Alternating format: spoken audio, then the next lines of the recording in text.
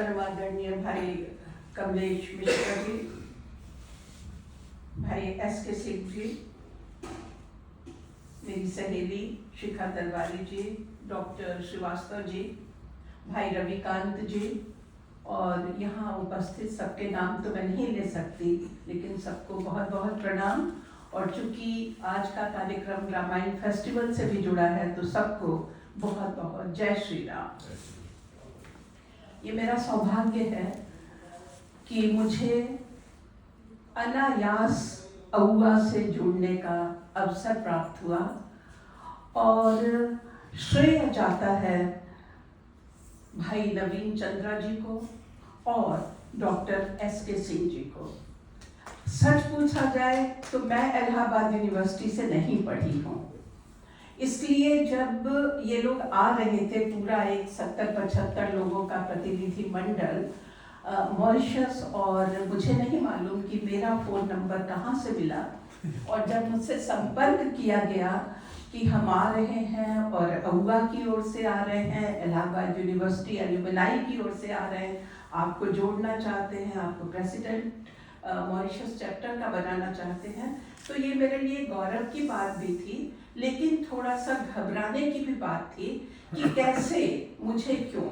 तो पता चला कि चूंकि मेरे पति इलाहाबाद यूनिवर्सिटी से पढ़े थे, इसलिए वो नहीं हैं, और आप लोगों ने मेरे बारे में सोचा, मुझे जोड़ा, तो मैं सचमुच हृदय से बहुत ही आभारी हूँ, कृतज्ञ हूँ, और आप सबसे मिलने का प्रथम अवसर मुझे मॉरिशस में ही मिला था। मैं भी प्रयत्न करूँगी कि मॉरिशस में,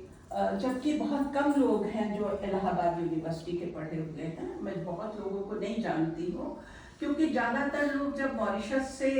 आते हैं पढ़ने तो वो या तो दिल्ली आना चाहते हैं और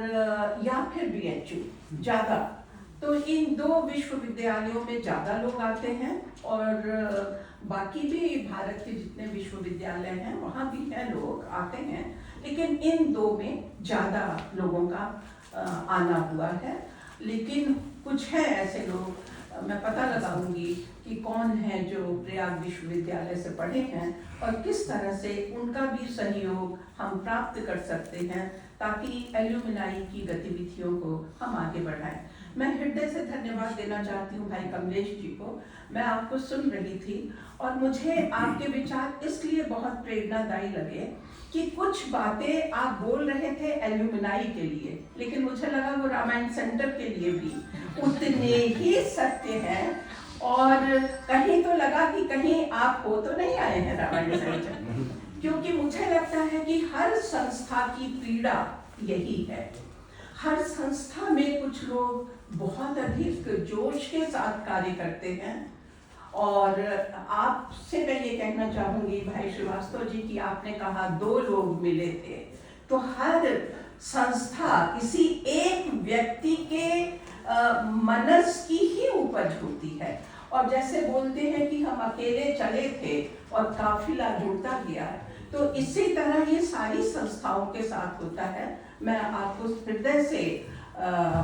शुभ चिंतन, अपनी शुभकामनाएं प्रकट करती हूँ कि आपने सोचा और आज ये एल्यूमिनाई इतने बड़े रूप में, यहाँ बहुत सारे सदस्य हैं, बहुत सारे नहीं आ पाए हैं, लेकिन बहुत बहुत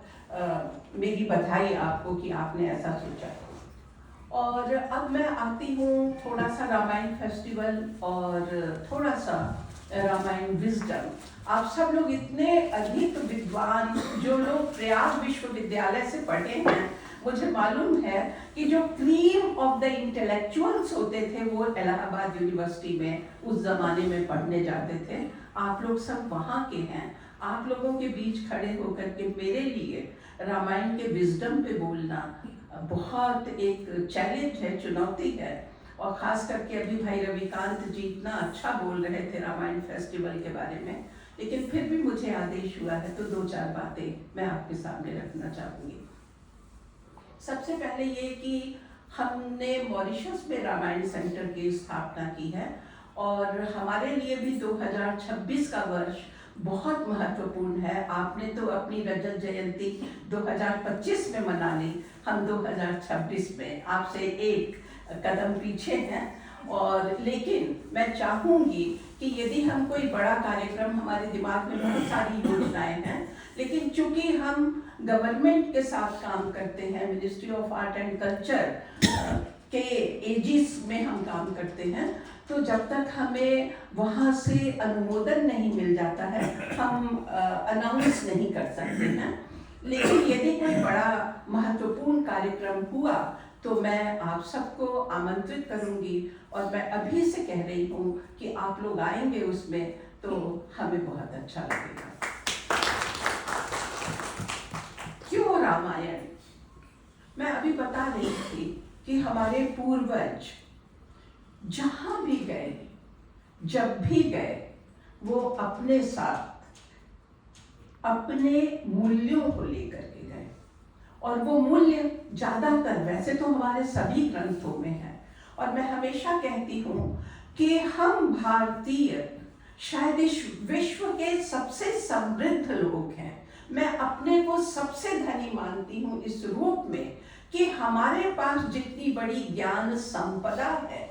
सनातन ज्ञान संपदा, हमारे यहाँ तो वेदों को कहा गया वो अपौरुषेय है, वो किसी व्यक्ति की रचना नहीं है, वो भगवान की, परमात्मा की सांस है। तो ऐसे वेदों से लेकर के न जाने कितने ग्रंथ हमारे पास हैं।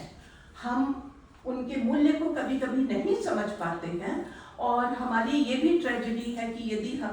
हम कितने भी पढ़े लिखे हों, हमें बुला करके बिठाया जाए और कहा जाए कि हमारे जितने भी ग्रंथ हैं उनका नाम लिखो, तो मैं जानती हूँ हमसे छूट जाएंगे। कितना भी प्रयत्न करें, कोई ना कोई नाम अवश्य छूटेगा, क्योंकि वेदों से लेकर के अब तक बहुत लंबी परंपरा रही है। लेकिन मैं रामचरितमानस को इस दृष्टि से बहुत ही महत्वपूर्ण मानती हूँ, और गोस्वामी तुलसीदास जी को बार बार नमन करती हूँ एक विशेष कारण से, कि उन्होंने उस पूरी ज्ञान संपदा को एक जगह एकत्रित किया, और वो है रामचरितमानस। हम सारे ग्रंथ नहीं पढ़ सकते, हम वेद नहीं पढ़ सकते, हम उपनिषद नहीं पढ़ सकते, हम महाभारत नहीं पढ़ सकते, हम कालिदास, वाल्मीकि, भास जैसे नाटककारों को नहीं पढ़ सकते, हमारे पास इतना समय नहीं है। हमारे पास इतने सारे पुराण हैं, 18 पुराण हैं, हमारे पास समय नहीं है पढ़ने का। हमारे पास नीति ग्रंथ है, हमारे पास समय नहीं है पढ़ने का, मान लिया। लेकिन एक रामचरितमानस को यदि हम पढ़ लें तो हमें वेदों से लेकर के विशेष रूप से रामचरितमानस यानी तुलसीदास जी के समय तक 450 वर्षों तक, मतलब आज से 450 वर्ष पूर्व तक जितना भी ज्ञान है वो सब हमें रामचरितमानस में मिल सकता है। और इसीलिए तुलसीदास जी ने रामचरितमानस आरंभ करते हुए बड़ी ही विनम्रता पूर्वक एक सत्य को स्थापित भी किया, स्वीकार भी किया, और वो है कि नाना पुराण निगमागम सम्मतम यत् रामायणे निगदितम क्वचिदन्यतोपि स्वान्तः सुखाय तुलसी रघुनाथ गाथा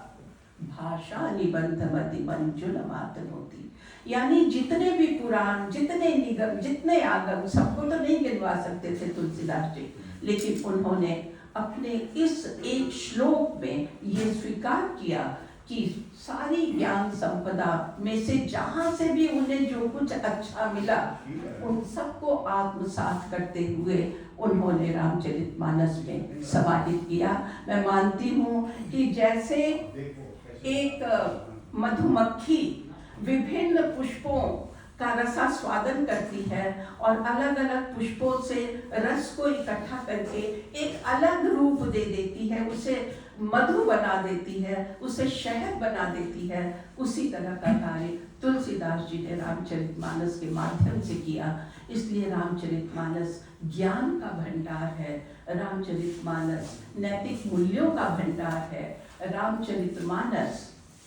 ऐसी शिक्षाओं का भंडार है कि वो शिक्षाएं कभी बासी नहीं हो सकती।